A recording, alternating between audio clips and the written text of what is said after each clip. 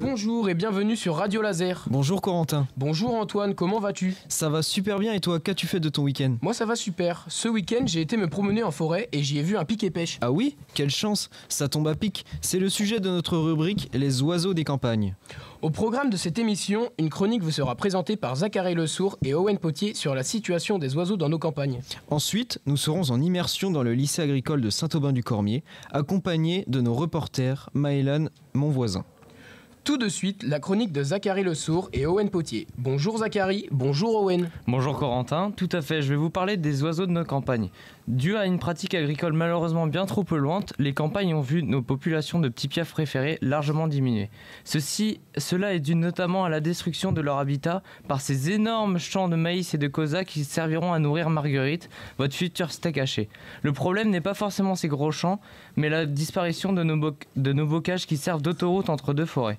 Mais si ce n'était que ça, la plus grande cause de disparition des oiseaux, c'est nous, et oui nous, les humains. Avec nos routes, métropoles et mégapoles, nous détruisons des forêts, prairies et zones humides. Certes, nous en créons de nouveaux habitats, mais peu d'oiseaux s'y adaptent et nous détruisons en trop gros nombre. Pour parler chiffres, la population des oiseaux des villes et des champs en France a décliné de 30% en 30 ans. Nous parlerons maintenant d'un sujet bien plus fâcheux. La chasse. Bon, ça va pas plaire à tout le monde, mais la chasse, malgré tous les avantages qu'elle peut apporter aux agriculteurs, elle peut être pour beaucoup de choses remise en question.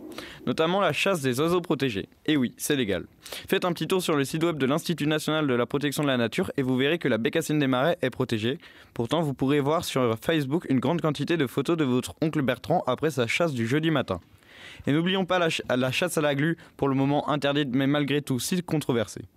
Est-ce justifié? On accroche de la glu à l'arbre afin de récupérer l'oiseau voulu. Mais on peut choisir l'oiseau? Le problème c'est que non. Enfin, on peut mettre dans des points stratégiques afin de favoriser certaines espèces, mais on ne sait pas réellement sur quoi on va tomber. Et nos petites boules de poils de nos campagnes? Eh bien, les chats. Il n'y a qu'un oiseau tous les 2 mois au menu de votre félin. Le problème, c'est qu'avec 13 millions de chats en France, ce n'est pas moins de 75 millions d'oiseaux qui passent à la casserole chaque année en France. Très bien, merci Owen, merci Zachary. Tout de suite, on enchaîne avec le reportage de Maëlan. Nous sommes actuellement à Saint-Aubin-du-Cormier et plus précisément au lycée agricole de la langue de la rencontre. Ce reportage nous est présenté par Maëlan, mon voisin, du lycée La Langue de la Rencontre et en partenariat avec Radio Laser.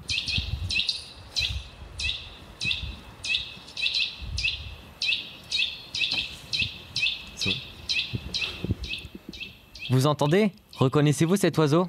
Bonjour, moi c'est Enzo, j'ai 17 ans et je pense que c'était la citelle torche-peau. Voici la réponse d'un élève du lycée. Eh bien, comme Enzo, je suis sûr que vous avez trouvé la citelle torche-peau. Et c'est la bonne réponse. Nous allons maintenant parler de cet oiseau emblématique de nos forêts.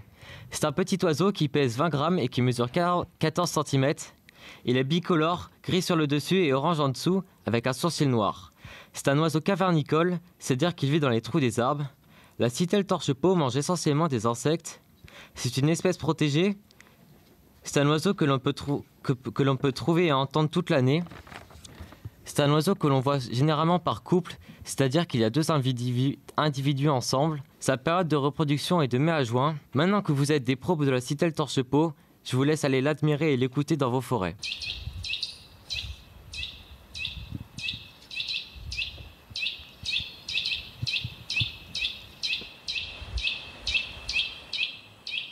Merci à toi Maëlan. Tout de suite, nous retrouvons Melvin pour un petit jeu.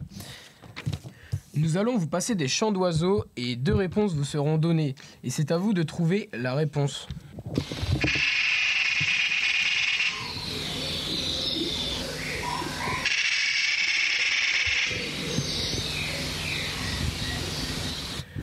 Est-ce la pie ou le pigeon? Je dirais la pie. Bonne réponse. Tout de suite, nous allons passer à un autre chant.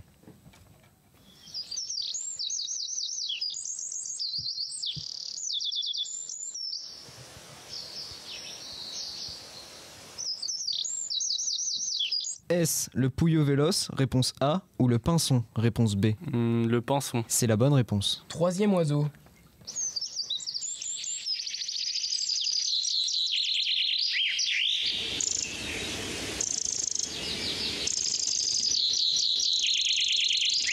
Est-ce le troglodyte mignon ou le rouge-gorge? C'est le troglodyte mignon. Tout de suite, prochain oiseau.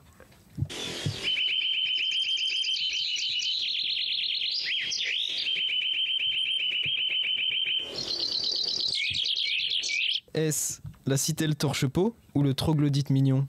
La citelle torche-peau. Bonne réponse. Merci à vous de nous avoir écoutés. Retrouvez toutes nos émissions sur le site internet radiolaser.fr.